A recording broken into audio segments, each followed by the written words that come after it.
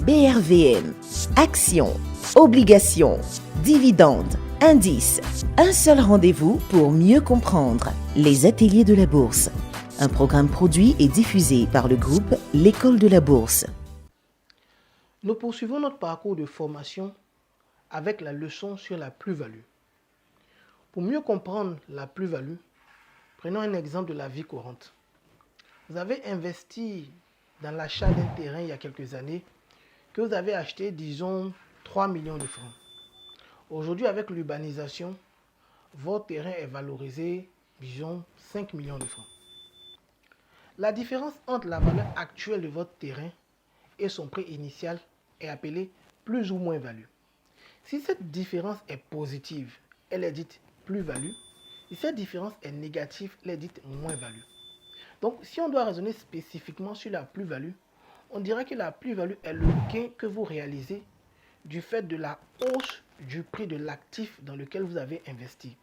Cet actif peut être une action, une maison, une entreprise, etc.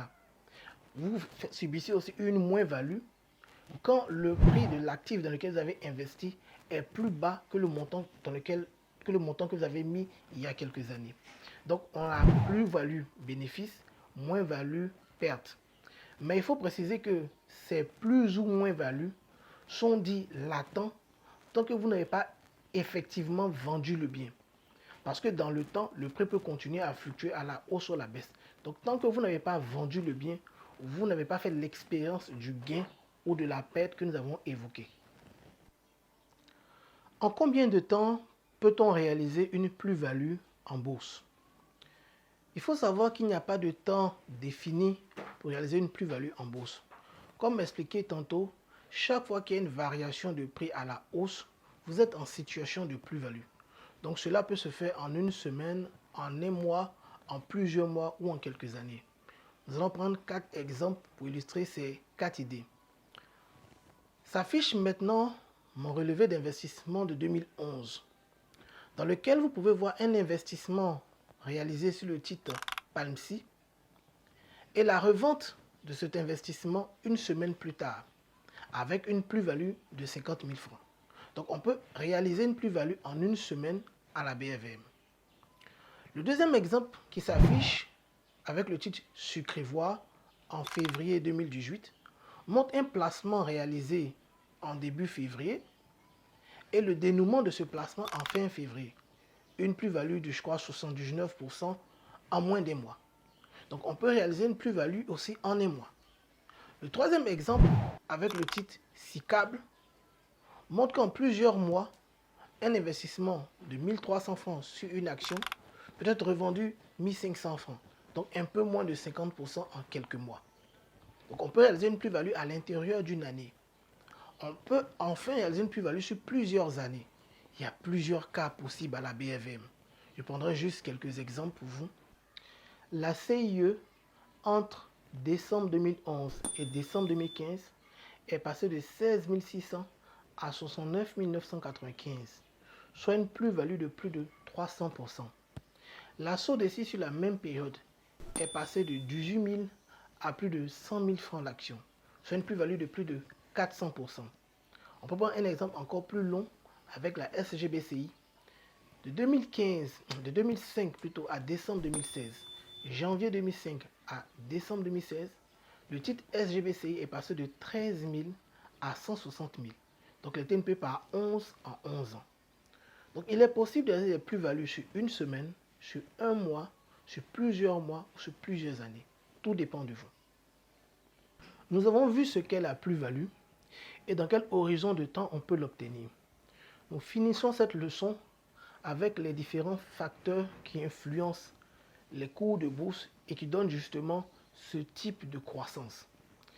Il y a plusieurs facteurs qui influencent les cours de bourse et les entreprises en général qui peuvent induire la hausse du prix de leurs actions. Le premier facteur le plus important, ce sont les performances de l'entreprise. Pour revenir au cas de la SGBCI que nous avons évoqué tantôt, il faut dire que sur la période 2005 à 2016, la SGBCI a eu des performances remarquables. Ses bénéfices ont été multipliés par 6, passant de 6 milliards à 36 milliards. La rémunération, nous allons évoquer ça un peu plus tard, a aussi progressé au niveau du dividende. Donc, les performances et la politique de rémunération ayant été bonnes sur la période écoulée ont influencé positivement le cours de bourse. Deuxième idée, ce sont les perspectives de l'entreprise. Une entreprise qui, disons, évolue sur un marché peut avoir des ouvertures, des possibilités qui lui donneront de la croissance. Et le marché financier réagit à cela. Donc un développement à l'international, le développement d'un nouveau produit. En fait, ces perspectives peuvent influencer la formation du cours de bourse de l'entreprise.